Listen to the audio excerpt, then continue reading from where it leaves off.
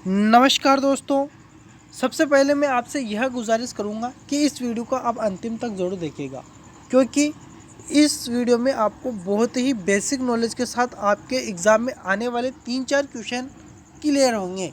ठीक है, क्योंकि यह जो मैं आपको बताने जा रहा हूँ मोस्ट इम्पोर्टेंट चीज़ें हैं, तो इसको आप रट लेना, याद कर लेना और कंठस्थ कर लेना, क्योंकि यह क्वेश्चन बनते हैं, इस टॉपिक से क्वेश्चन बनते हैं, 3 या 4 क्वेश्चन आपके एग्ज़ाम में ज़रूर आएंगे। ठीक है, तो पहली ही बात क्या है, देखिए दोस्तों, चैनल को सब्सक्राइब ज़रूर कीजिएगा, क्योंकि हमारा चैनल आईटीआई से पूरी तरह से रिलेटेड है। किसी भी प्रकार के आपके रिजल्ट से संबंधित हो, एग्ज़ाम डेट से संबंधित हो, या जो आईटीआई से रिलेटेड कोई भी खबर हो, हमारा चैनल तुरंत देता है। और उसी के साथ आईटीआई से संबंधित सभी सब्जेक्ट की क्लासें ऑनलाइन हमारे इस यूट्यूब पर होती है, आती हैं, और नोट्स और पीडीएफ हमारे टेलीग्राम चैनल पर मिलते हैं। तो इस चैनल को आप सब्सक्राइब जरूर कर लेना। देखिए, नियंत्रक स्विच जो होते हैं वह बोर्ड की नियंत्रण स्विच बोर्ड जो होते हैं, ठीक है, जो कंट्रोलर होते हैं अपने स्विच बोर्ड बल्ब जो अपना बोर्ड लगा होता है लकड़ी का, वह फर्श से ऊंचाई उसकी होनी चाहिए। हमेशा ध्यान रखना 1.3 मीटर होनी चाहिए। ठीक है, फर्श जो यानी कि अपनी ज़मीन होती है, जो अपना धरातल होती है, वहाँ से वह जो बोर्ड लगाना चाहिए कितनी ऊंचाई पर लगाना चाहिए, तो वह 1.3 मीटर की ऊंचाई पर लगाना चाहिए। और यह किस साइड में लगाना चाहिए दीवार के, तो यह कक्ष के प्रवेश द्वार जो होता है अपना, जहाँ से अपन इंटर करते हैं कक्ष यानी कि कमरे के अंदर, उसके निकट बाई और जो होता है उस ओर अपन को बोर्ड को स्थापित करना चाहिए, ये ध्यान रखना।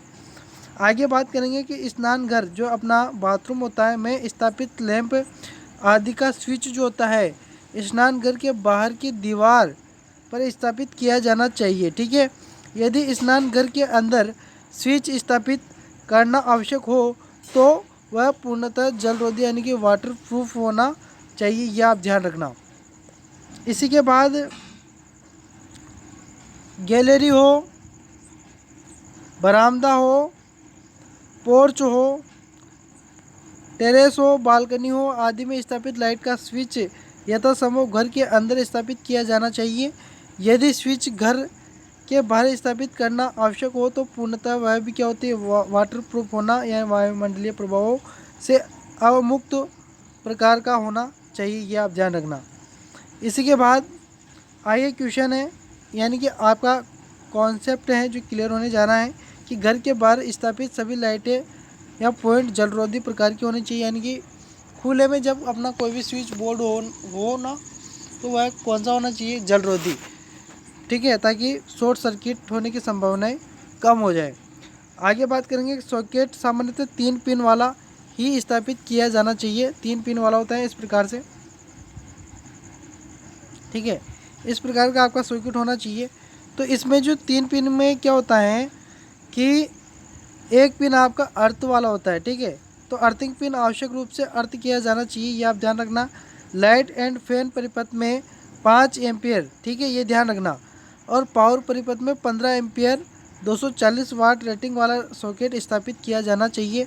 यहाँ से क्वेश्चन बनता है दोस्तों कि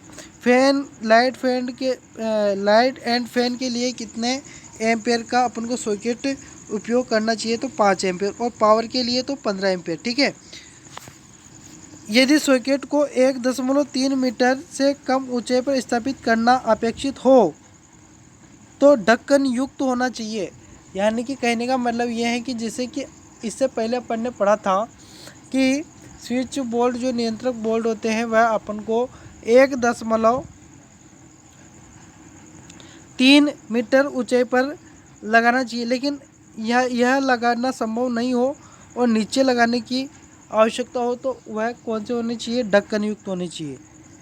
ठीक है, इसी के साथ आगे बढ़ते हैं।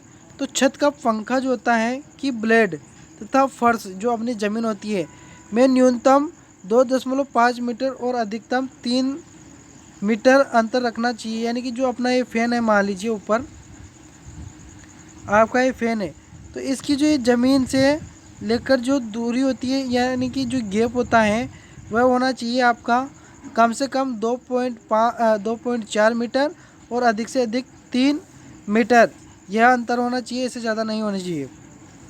ठीक है।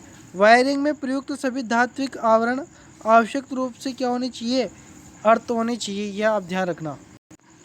अगला जो क्वेश्चन है वह है कॉन्सेप्ट जो है आपका 13वां है, वह है सभी प्रकार की लाइट की फर्श से ऊंचाई 2.25 मीटर से कम नहीं होनी चाहिए, यह आप ध्यान रखना। अर्धचालक में कोई फ्यूज या स्विच आदि संयोजित नहीं किए जाने चाहिए, यानी कि जो आपका अर्थ वायर होता है उसमें फ्यूज और स्विच लगे हुए नहीं होने चाहिए। लाइव या फेज चालक में फ्यूज लगाया जाना चाहिए और सभी प्रकार का नियंत्रक युक्तियाँ स्विच आदि इस चालक पर स्थापित की जानी चाहिए, यह आप ध्यान रखना। अगला है कि प्रत्येक उप परिपथ का वितरण बोर्ड पृथक होना चाहिए, यानी कि हर जो अपना उप परिपथ जो होते हैं, जैसे कि एक बोर्ड यहाँ पर है, एक यहाँ पर है, तो कुछ कुछ दूरियों पे अलग अलग बोर्ड होने चाहिए। बड़ा भवन है तो ये नहीं कि सभी का एक ही जगह लगा दें, ऐसा नहीं करना चाहिए। ठीक है। 3 फेज ऐसी लाइन में यह था संभव प्रत्येक फेज पर लोड संतुलित रखना चाहिए, यानी कि 3 फेज है तो सभी पर बराबर बराबर लोड को रखना चाहिए। तीनों फेज को क्रमशः लाल, पीले और नीले रंग द्वारा चिन्हित किया जाना चाहिए अथवा इन रंगों के तार प्रयोग किए जाना चाहिए, यानी कि तीनों रंग से ही अर्थ, यानी कि अगर आपकी 3 फेज लाइन है तो 3 कलर के तार आपको लगाने चाहिए। इसी के साथ आगे बढ़ते हैं कि कार्यशालाओं में मशीन की मोटर्स के नियंत्रक स्विच तथा स्टेटर ऐसी ऊंचाई तथा स्थान पर स्थापित किए जाने चाहिए जो कारीगर जो होता है आसानी से पहुंच सके, यानी कोई भी स्विच बोर्ड हो, लाइट बोर्ड हो, तो वह इतनी ऊंचाई पर लगे जाना चाहिए ताकि कोई भी कारीगर हो, कोई भी इंसान हो, अच्छी प्रकार से उसको प्रयोग में ले सके, वहाँ से कार्य कर सके। ठीक है। मध्यम तथा उच्च वोल्टेज क्रमशः 650 वोल्ट से 11,000 वोल्ट पर कार्य करने वाली मशीनें, ट्रांसफार्मर आदि की दूरी अर्थिंग की जानी चाहिए, यानी कि 650 वाट से 1,000 वाट तक के जो भी कार्यकारी औजार हैं या इंस्ट्रूमेंट है तो उनको डबल अर्थिंग, यानी कि सिंगल अर्थिंग तो अपन को सभी को करनी है, लेकिन उनको क्या करना है कि डबल अर्थिंग करनी है, यह आप ध्यान रखना। अगला जो है वह है कि 250 वाट से अधिक वोल्टेज पर कार्य करने वाली मशीनों के नियंत्रक स्विच पर उच्च वोल्टेज चेतावनी पट आवश्यक रूप से लगाया जाना चाहिए, यानी कि आपसे क्वेश्चन पूछा जाएगा कि कितना वाट से अधिक पर वोल्टेज से अधिक पर उच्च वोल्टेज चेतावनी पट लगाना चाहिए, तो 250 वोल्ट। ठीक है। आगे है आपका किसी भी प्रकार की नई स्थापित वैद्युतिक वायरिंग में सप्लाई चालू करने से पूर्व मेगर नामक यंत्र द्वारा धारा लीकेज का प्रशिक्षण आवश्यक किया जाना चाहिए। लीकेज धारा का मान परिपथ के कुल धारा के 1/5000वें अंश से अधिक नहीं होना चाहिए। लाइट एंड फैन तथा पावर वैद्युतिक वायरिंग की स्थापना भारतीय विद्युत अधिनियम 1956 के अंतर्गत की जानी चाहिए, यह आप ध्यान रखना। यह अधिनियम है 1956। आगे है कि वायरिंग के अधिकाधिक पेच ही प्रयोग किए जाने चाहिए और उन्हें हथौड़े से ठोकना नहीं चाहिए, यह आप ध्यान रखें, क्योंकि उनका इंसुलेशन छिलने की संभावनाएं बढ़ जाती हैं। इसी के बाद आगे है कि लकड़ी के बोल्ट सागौन की लकड़ी से बने होने चाहिए और इस पर सब ओर से वार्निश आलेपित होने चाहिए। साधारण बोल्ट की मोटाई 4 सेमी से कम नहीं होनी चाहिए, यह आप ध्यान रखना, तथा कब्जायुक्त बोर्ड की मोटाई 6.5 से 8 सेमी के बीच होनी चाहिए। ये कुछ छोटी छोटी बातें हैं दोस्तों जो आपको याद रखनी है। वायरिंग करने से पूर्व उसका अभिनय परिपथ तैयार किया जाना चाहिए। और उसी के साथ अंतिम बात है कि IE 85 के अंतर्गत सिरोप वाली लाइन में 2 पोल्स के बीच 67 मीटर, ये आप ध्यान रखना, बहुत ही मोस्ट इम्पोर्टेंट बात है ये। 250 फुट से अधिक दूरी नहीं होनी चाहिए, या तो 67 मीटर, या फुट में माने तो 220 फुट से अधिक दूरी नहीं होनी चाहिए दो पोलों के बीच में। ठीक है दोस्तों, तो यहीं पर ही आपके जो कॉन्सेप्ट थे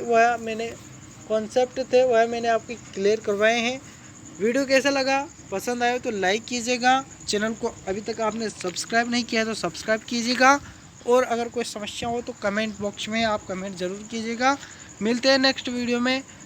यहीं से आपका विभिन्न मानक एवं ट्रेड औजार का अध्याय समाप्त होता है। इसके अपन 25 क्वेश्चन बहुत ही जल्द लेके आएंगे, जिससे आपका विभिन्न मानक ट्रेड औजार के मोस्ट क्वेश्चंस और पूरा थियोरिटिकल कॉन्सेप्ट अपना क्लियर हो जाएगा। ठीक है, मिलते हैं नेक्स्ट पार्ट में। इससे पहले आपको महत्वपूर्ण क्वेश्चंस दिए जाएंगे, और देखते रहिए वीडियो रेगुलर। धन्यवाद।